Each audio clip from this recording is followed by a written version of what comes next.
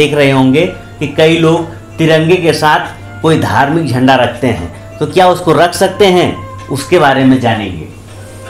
आम नागरिकों को तिरंगा फहराने की अनुमति कब मिली? जो आम नागरिक हैं, जैसे हम लोग हैं, हम लोगों को चाहे जब झंडा फहराने की अनुमति कब मिली, किस सन में मिली या फिर किस वर्ष में मिली?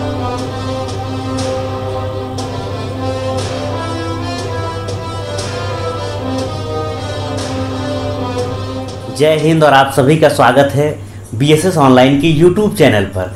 आज के इस क्लास में हम लोग राष्ट्रीय ध्वज यानी तिरंगे के बारे में जानेंगे और इसके बारे में जानना हम सभी भारतीयों के लिए बहुत ही ज़रूरी है। तो चलिए आज के क्लास को हम लोग देखते हैं कि आज के क्लास में हम लोग क्या क्या सीखेंगे, यानी क्या क्या हम लोग जानेंगे। तो चलिए देखते हैं। सबसे पहले हम जानेंगे तिरंगा राष्ट्रीय ध्वज के रूप में कब अपनाया गया। तिरंगे झंडे को किसने बनाया, यानी कि इसके डिजाइनर कौन है। तिरंगा फहराने के नियम क्या है। किस मंदिर पर तिरंगा फहराया जाता है, यानी भारत के किस मंदिर पे तिरंगा फहराया जाता है। तिरंगे का शेप या फिर आकार क्या है, वो किस आकार का तिरंगा होना चाहिए। क्या किसी झंडे को तिरंगे के बराबर रख सकते हैं। आप लोग आजकल देख रहे होंगे कि कई लोग तिरंगे के साथ कोई धार्मिक झंडा रखते हैं, तो क्या उसको रख सकते हैं, उसके बारे में जानेंगे। आम नागरिकों को तिरंगा फहराने की अनुमति कब मिली। जो आम नागरिक हैं, जैसे हम लोग हैं, हम लोगों को चाहे जब झंडा फहराने की अनुमति कब मिली, किस सन में मिली या फिर किस वर्ष में मिली, इसके बारे में जानेंगे।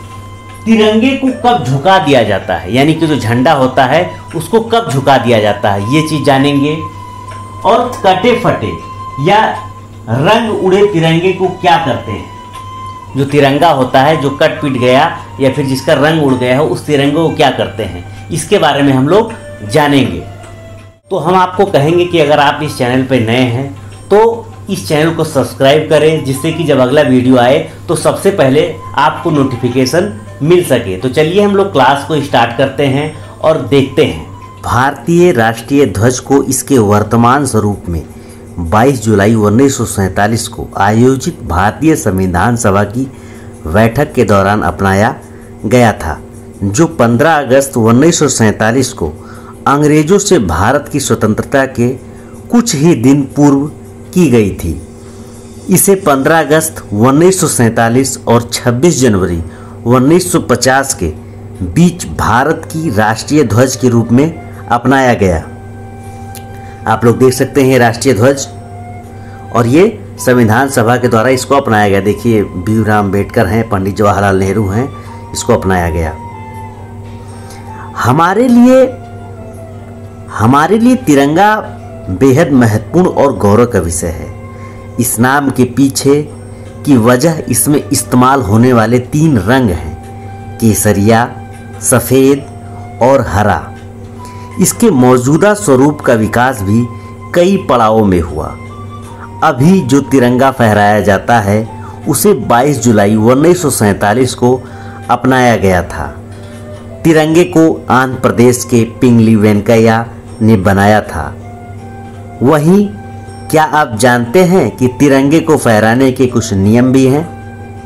तो सबसे पहले हम लोग ये आप देख सकते हैं, ये डिजाइनर हैं हमारे फ्लैग के, इनका नाम है पिंगली वेंकैया और ये आंध्र प्रदेश के रहने वाले थे। तो चलिए इसके नियम को जानते हैं। तो आइए जानते हैं तिरंगे से जुड़े तथ्य या फिर कुछ नियम। तो किसी मंच पर तिरंगा फहराते समय जब बोलने वाले का मुंह श्रोता की तरफ हो, तब तिरंगा हमेशा उसके दाहिने तरफ होना चाहिए। बताया जाता है कि भारत के राष्ट्रीय ध्वज में जब चरखे की जगह अशोक चक्र लिया गया तो महात्मा गांधी नाराज हो गए थे, लेकिन ऐसा नहीं है। रांची का पहाड़ी मंदिर भारत का अकेला ऐसा मंदिर है जहां तिरंगा फहराया जाता है। 493 मीटर की ऊंचाई पर देश का सबसे ऊंचा झंडा भी रांची में ही फहराया गया है। आप लोग देख सकते हैं ये अशोक जो मौर्य साम्राज्य के शासक थे, उनके लाट से, जो अशोक स्तंभ है उससे इस चक्र को ये लिया गया है जो हमारे तिरंगे में यूज होता है। और ये झांसी का एक मंदिर है, रांची का एक मंदिर है, पहाड़ी मंदिर, जहाँ पे ये झंडा फहराया जाता है, रांची का पहाड़ी मंदिर। अब हम बात करते हैं the flag code of India.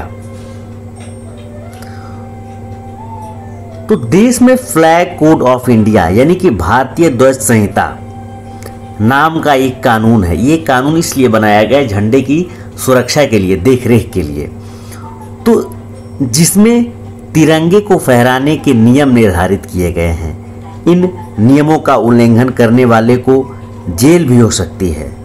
तिरंगा हमेशा कॉटन, सिल्क या फिर खादी का ही होना चाहिए। प्लास्टिक का झंडा बनाने की मनाही है। तिरंगे का निर्माण हमेशा रेक्टेंगल शेप या फिर आकार में होगा, जिसका अनुपात 3:2 तय है। वहीं जबकि अशोक चक्र का कोई माप तय नहीं है, सिर्फ इसमें 24 तीलियां होनी आवश्यक हैं। आप लोग ये तिरंगे को देख सकते हैं, इसका माप जो है 3:2 है।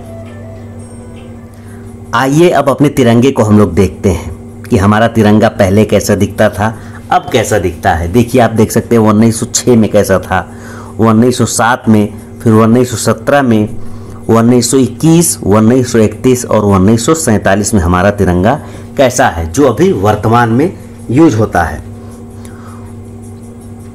तो सबसे पहले लाल, पीले व हरे रंग की हॉरिजॉन्टल पट्टियों पर बने झंडे को 7 अगस्त 1906 को पारसी बागान चौक, ग्रीन पार्क, कोलकाता में फहराया गया था। झंडे पर कुछ भी बनाना या लिखना गैर कानूनी है। किसी भी गाड़ी के पीछे, बोट या प्लेन में तिरंगा नहीं लगाया जा सकता और ना ही इसका प्रयोग किसी बिल्डिंग को ढकने में किया जा सकता है। आप लोग देखते होंगे कई लोग अपने गाड़ी के पीछे तिरंगा लगाते हैं, तो उसको नहीं लगाना, ये गलत है, गैर कानूनी है। अब अपने बात करते हैं अपने हम तिरंगे के बारे में कि उसको साथ कैसा हमें व्यवहार करना चाहिए। तो चलिए हम देखते हैं। किसी भी स्थिति में तिरंगा जमीन पर टच नहीं होना चाहिए। देखिए ये तिरंगा पड़ा हुआ है, ये कितना गलत है। अभी आप लोग देख सकते हैं कि जो हर घर तिरंगा जो प्रोग्राम चल रहा है, उसमें हम सबको ये ध्यान देना है कि कोई भी तिरंगा जमीन पे नहीं पड़ा होना चाहिए, नहीं तो ये फिर तिरंगे का अपमान होगा। भले ही आप झंडा ना लगाएं, लेकिन तिरंगे का अपमान ना करें। तो चलिए इसमें और आगे देखते हैं। यह इसका अपमान होता है, यह इसका अपमान होता है। तिरंगे को किसी भी प्रकार की यूनिफॉर्म या सजावट में प्रयोग नहीं लाया जा सकता। आप लोग देख सकते हैं कि ये जो महिला है, ये ड्रेस पहनी हुई है, इसको नहीं पहनना, ये गलत है, ठीक है। भारत में बेंगलुरु से 420 किलोमीटर स्थित हुबली एकमात्र लाइसेंस प्राप्त संस्थान है जो झंडा बनाने का और सप्लाई करने का काम करता है। किसी भी दूसरे झंडे को राष्ट्रीय झंडे से ऊंचा या फिर ऊपर नहीं लगा सकते और ना ही बराबर रख सकते हैं। इस बात को आपको ध्यान में रखना है। देखिए बहुत से लोग डीपी पे इसको लगा लेते हैं, ठीक है, एक साथ दो झंडे को। ये धार्मिक झंडा है, इसको झंडे के साथ नहीं लगाना है, ये झंडे का अपमान है, इसको आपको ध्यान में रखना है।